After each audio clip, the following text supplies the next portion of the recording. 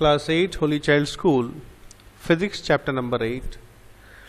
तो क्योंकि आप लोगों के जो स्टार्टिंग के चैप्टर से काफ़ी सारे केमिस्ट्री से रिलेटेड हैं और काफ़ी बेसिक चैप्टर्स हैं, तो फ्रॉम माय साइड एक कुछ नया टॉपिक, नया चैप्टर स्टार्ट करने से आप लोगों को भी अच्छा लगेगा।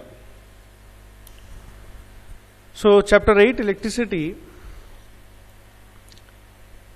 Electricity is an important source of energy in the modern times. तो आजकल के युग में इलेक्ट्रिसिटी बहुत ही एक ज़रूरी सोर्स यानी सोर्स जहाँ से कोई चीज़ हमको मिलता है। तो इलेक्ट्रिसिटी कहाँ से मिलता है हमको? पानी से मिलता है, न्यूक्लियर एनर्जी से मिलता है, थर्मल पावर प्लांट से मिलता है। It is a controllable and convenient form of energy for various purposes in Holmes, schools, hospitals, industries and transport. तो ये जो इलेक्ट्रिकल एनर्जी है इसको हम कंट्रोल कर सकते हैं और बहुत सारे काम के लिए इस्तेमाल कर सकते हैं, घरों में, स्कूलों में, अस्पताल में, कारखानों में, ट्रांसपोर्ट के लिए।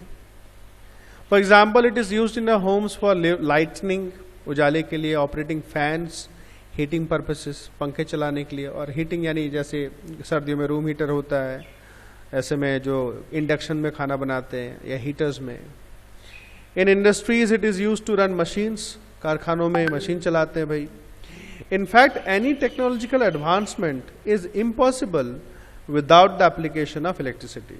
तो सही बात मायने में बिना इलेक्ट्रिसिटी के कोई भी टेक्नोलॉजिकल जो एडवांसमेंट है, एडवांस काम या नई चीज़ें हैं, वो करंट के या इलेक्ट्रिसिटी के बिना संभव नहीं हो सकता। Electrical energy and it's measurement. तो क्या है ये और क्या माप है इसका, देखेंगे हम। We know that the flow of charges in a conductor causes an electric current. तो इलेक्ट्रिक करंट जो है वो आता कैसे है? जैसे खाली तार में तो आएगा नहीं, है ना? खाली अगर ऐसी तार कनेक्शन नहीं है, ऐसी तार पड़ा हुआ तो नहीं आएगा। उसमें चार्जेस बहते हैं, चार्जेस बहने से आपका करंट पैदा होता है। Electric current is the net flow of charges per unit time across a cross section of the conductor. तो कोई भी कंडक्टर, चाहे तार हो, चाहे एक लोहे का रॉड हो, क्रॉस सेक्शन किसको बोलते हैं? समझ लो भाई एक तार जो है, देखा होगा तो थोड़ा सा गोल सा रहता है, वो है ना, सामने का बहुत छोटा सर्कल जैसा सामने। अगर काटोगे तार को आप तो सामने गोल सा दिखेगा आपको, उसके अंदर तार घुसा हुआ रहता है। तो वो जो सर्कुलर टाइप का रहता है उसका, उसी को हम क्रॉस सेक्शन एक्चुअली बोलते हैं। तो हर पर यूनिट टाइम यानी 1 सेकंड हो सकता है, 1 मिनट हो सकता है, 1 घंटा हो सकता है, उतने में कितना करंट फ्लो करता है। अब क्रॉस सेक्शन अलग अलग होता है, पतला तार का अलग होगा क्रॉस सेक्शन, और मोटा तार और अलग, जितना मोटा होगा उतना अलग। और पतले मोटे तार तो आती हैं, देखा होगा आप लोगों ने। When Q amount of charge, तो Q क्या है? कितना चार्ज फ्लो कर रहा है किसी कंडक्टर से, टाइम T है। तो करंट इज इक्वल टू क्या? करंट को हम I डिनोट करते हैं, current equals to charge by time, यानी I is equal to Q by T। ठीक है, I करंट है, Q आपका चार्ज है, T आपका टाइम है। ऐसा यूनिट ऑफ करंट है ampere. It is named after the scientist André Marie Ampère, इस वैज्ञानिक के नाम के ऊपर जिन्होंने इसका आविष्कार किया था पढ़ा है। It is denoted by the letter A, और इसको हम कैपिटल लेटर A से दर्शाते हैं। The charges in a conductor can not flow themselves in a particular direction. तो कोई भी कंडक्टर हो उसमें चार्जेस अपने आप से किसी भी दिशा में नहीं जा सकते हैं। So they can not constitute current in the conductor. इसलिए चार्ज ऐसी अपने आप से करंट नहीं पैदा कर सकते। बट व्हेन अ सेल और battery is connected across the ends of the conductor, charges start flowing. तो चार्जेस कब बहने लगते हैं? जब सेल या बैटरी जोड़ देने से तब जाके चार्ज बहने लगते हैं। One end of the conductor attains higher potential.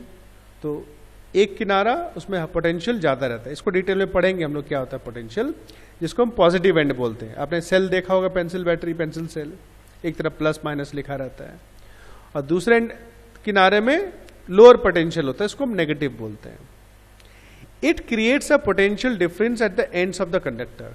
तो ये जो प्लस माइनस, हाई और लो, इसमें एक फर्क, दोनों में से कोई कम ज्यादा होता है, उससे ये डिफरेंस पैदा होता है, और जिस तरफ को डिफरेंस ज्यादा होगा उस तरफ को ये बहने लगता है।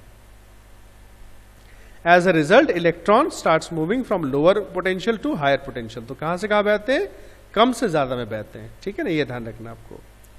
Hence the current is said to be flowing through the conductor. तब बोलते हैं कि हाँ भाई कंडक्टर में कोई भी हो गया, तार हो गया, समझ लो तार ही है, तो उसमें करंट फ्लो कर रहा है। In this case the cell और battery does some work in moving the electrons from lower potential to higher potential. तो इसमें क्या है, सेल या बैटरी, देखो अगर एक समझ लो घड़ी में तो देखा होगा जो दीवार घड़ी होता है एक सेल लगता है, और जैसे कार हो गया, कार जो रिमोट वाले कार आता है उसमें 3 या 4 या 5 सेल भी लगते हैं। तो एक को हम सेल बोलते हैं, और एक से ज्यादा सेल अगर हम जोड़ के अगर चलाते हैं तो उसको हम बैटरी बोलते हैं, ये ध्यान रखना आप।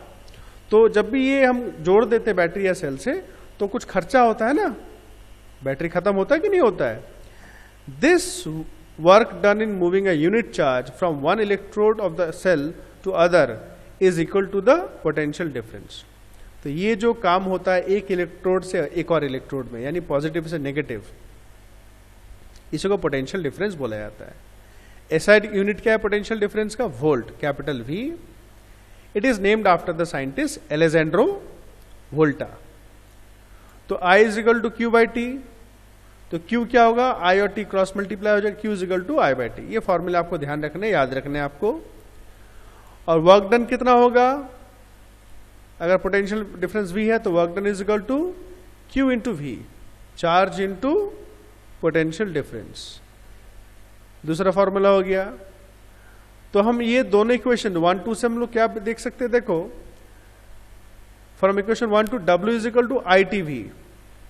Q की जगह हमने क्या पुट कर दिया, Q is equal to I into T है, तो Q की जगह आई टी पुट कर दिया है। तो इसी को सीधा करके लिखा है work done is equal to V I T, यानी potential difference into current into time. Now this work done will be equal to the electrical energy consumed, कितना इलेक्ट्रिक एनर्जी खपत हुआ है, कितना लगा है। तो E यानी electric energy consumed is equal to V I T, V into I into T. ऐसा unit of electrical energy is joule, ये भी आपको याद रखना है। इलेक्ट्रिकल एनर्जी का जूल है, पोटेंशियल डिफरेंस का वोल्ट है, करंट का आपका एम्पियर है, ठीक है ना, अलग अलग चीजें ध्यान रखनी है आपको। Next electric power. Electric power is the rate of consumption of electric energy, electrical energy, कितना इलेक्ट्रिक एनर्जी कोई भी चीज खींच रहा है। जैसे पंखा समझ लो भाई 100 वाट खींचता है, एक छोटा सा एलईडी बल्ब समझ लो 9 वाट खींच रहा है ना, तो दोनों का पावर तो अलग हो गया ना, पंखा ज्यादा खींचेगा, पानी गर्म करने का रॉड और ज्यादा पावर खींचेगा, एसी और ज्यादा खींचेगा। तो इलेक्ट्रिकल पावर क्या is equal to electrical energy consumed by time taken, यानी P is equal to E by T. ना यूनिट्स ऑफ पावर, तो हमको मालूम है P is equal to E by T, ये ऊपर देखा हमने। ऐसा यूनिट ऑफ पावर है आपका ऐसा unit of electrical energy, E मतलब इलेक्ट्रिकल एनर्जी बाय ऐसा यूनिट ऑफ टाइम। तो ऐसा यूनिट ऑफ टाइम क्या होता है, सेकंड होता है, और एनर्जी का होता है जूल। तो joule per second, J by S यानी जूल पर सेकेंड। सो ऐसा unit of power is joule per second. It is called watt, इसको हम शॉर्ट में वॉट भी बोलते हैं। The power of an electrical appliance is said to be 1 watt when 1 joule of electrical energy is consumed by it in 1 second। तो अगर कोई भी इलेक्ट्रिकल अप्लायंस है, कोई करंट से चलने वाला चीज है, अगर उसका 1 वाट अगर बोलेंगे कि 1 वाट उसका एनर्जी है, 1 वाट पावर का है, वो कब बोलेंगे, अगर 1 सेकंड में 1 जूल वो करंट खींचता है तो उसका क्षमता हो जाएगा 1 watt. Bigger units of power are kilowatt and megawatt. ये बड़ी यूनिट्स है। किलोवाट हमारे घरों में जो मीटर लगा होता है उसमें रहता है आपका, मेगावाट आपका और बड़े बड़े फैक्ट्री में रहता है। 1 किलोवाट इज इक्वल टू 1000 वाट, 1000 यानी 10 टू पावर 3, और 1 मेगावाट इज इक्वल टू आपका 10 लाख, हाँ 10 लाख यानी 10 to power 6 watt. The commercial unit of power is horse power, HP। Commercial unit यानी जो कारखानों के लिए जो बड़े बड़े मशीन वगैरह चलते हैं उनके लिए हॉर्स पावर है। 1 horse power is equal to 746 watt, ये भी आपको याद रखना है। All electrical appliances are rated in terms of electrical power. तो जितने भी करंट से चलने वाले चीज़ें हैं, टीवी हो गया, फ्रिज हो गया, एसी हो गया, वो कितना कौन पावर खींचता है उसी के हिसाब से लिखा हुआ रहता है। The amount of energy they consume in 1 second, और ये कैसे कैलकुलेट करते हैं, 1 सेकंड में कितना पावर वो खींचते हैं उसके हिसाब से। जैसे समझ लो, a bulb of 60 watt means that this bulb will consume 60 joule of electrical energy in 1 second. तो 60 वाट का बल्ब मतलब 1 सेकंड में 60 जूल वो एनर्जी कंज्यूम लेगा, खींचेगा। 9 वाट का बल्ब मीन्स 1 सेकंड में 9 वाट। तो एलईडी समझ रहे, एलईडी बल्ब आके कितना हमारा एनर्जी सेव हुआ है। Next, commercial unit of electrical energy. Although the SI unit of electrical energy is joule but it is considered to be very small. तो कमर्शियल यानी बड़े बड़े बड़े यूनिट के लिए ये बहुत छोटा है। Therefore, for commercial purposes, a bigger unit kilowatt hour is used. Kilowatt hour ये यूज होता है कमर्शियल यूनिट के लिए। The commercial unit of electrical energy is kilowatt hour, KWH। के छोटा है, W बड़ा है, H छोटा है, ध्यान रखना आपको। तो 1 किलोवाट आवर मतलब क्या, is the amount of electrical energy consumed bye N electrical appliance of power 1 kilowatt when it is operated for 1 hour। यानी 1 घंटे में 1 किलोवाट एनर्जी वो कंज्यूम करेगा।